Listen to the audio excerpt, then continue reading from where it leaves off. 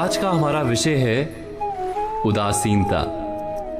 उदासीनता हृदय का ऐसा भाव है जहां हमें किसी बात में रुचि नहीं रहती, हम कोई कार्य करने के लिए उत्साहित नहीं होते। उदासीनता जब एक सीमा से बढ़ जाती है तो मन का रोग बन जाती है। मनुष्य जीवन से अधिक मृत्यु को पसंद करने लगता है। हम सब जीवन में कभी ना कभी उदासीनता का अनुभव अवश्य करते हैं। मन निराशा से भर जाता है और हम कार्य का त्याग कर बैठते हैं। अधिकतर हमारी उदासीनता कुछ समय के लिए ही होती है, इसलिए उससे होने वाली हानि को हम पहचान नहीं पाते। किंतु उदासीनता धीरे धीरे आदत का रूप धारण कर लेती है और हम बार बार उदासीनता के कारण हाथ में लिए कार्य अधूरे छोड़ देते हैं।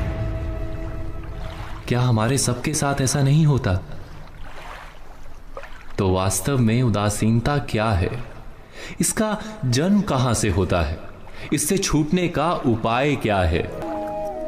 उदासीनता वास्तव में मन की ऐसी स्थिति का नाम है जब हमें अपनी तकलीफों, अपनी कठिनाइयों का कारण बाहर दिखाई देता है। हम कहते हैं कि समाज बुरा है, नौकर या स्वामी गलत है, पति या पत्नी का बर्ताव अनुचित है, जीवन की परिस्थितियां प्रतिकूल है, वक्त हमारा साथ नहीं दे रहा, वगैरह वगैरह। और जब दुख का कारण बाहर होता है तो उसको बदलने का हमारे पास कोई मार्ग नहीं होता। क्या ये सत्य नहीं? हम समय को किस प्रकार बदल सकते हैं, परिस्थितियों में कैसे परिवर्तन ला सकते हैं हम? अर्थात हम स्वयं को निस्सहाय मानने लगते हैं और वहीं से उदासीनता का जन्म होता है। क्या ये सत्य नहीं?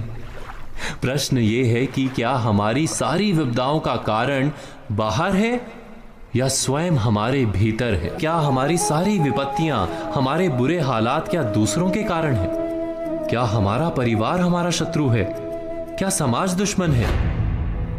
या हमारी परिस्थितियां हम स्वयं निर्मित करते हैं? विचार कीजिए, पतझड़ में पत्ते गिरा देने वाली ठंड क्या वृक्ष के साथ दुश्मनी कर रही है? नहीं, ऋतु चक्र तो अपना कार्य करता है। उसे पेड़ के साथ ना दुश्मनी है ना दोस्ती। ऋतु चक्र के अनुकूल हो जाना वृक्ष का कर्तव्य है। ठीक वैसे ही समाज कभी किसी व्यक्ति का ना मित्र होता है ना शत्रु। समाज को जिससे लाभ मिलता है, समाज उसका मित्र बन जाता है। अर्थात समाज प्रतिकूल तब बनता है जब हम समाज के प्रतिकूल बनते हैं। वैसा ही व्यक्तियों के बीच में भी होता है। हम जिसे प्रेम करते हैं वो हमें प्रेम देता है, हम जिसे लाभ देते हैं वो हमें लाभ देता है।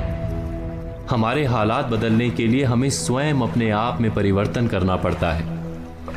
इतना समझ लेने पर स्वयं में परिवर्तन करना कठिन नहीं। अर्थात